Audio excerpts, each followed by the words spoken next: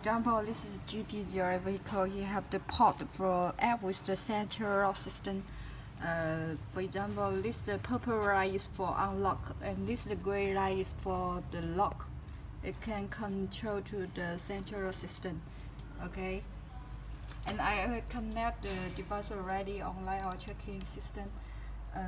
You click the control command. Then you click so lock the door. Lock the door succeed. Yeah, lock the door succeed. Okay, then you once again for unlock succeed. Yeah. Okay. And I use my mobile tracking app. This is my device and name of the tracking system.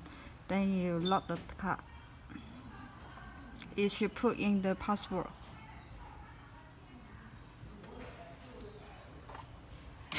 Okay, successful.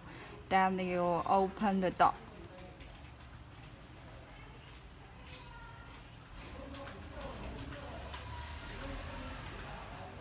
Okay.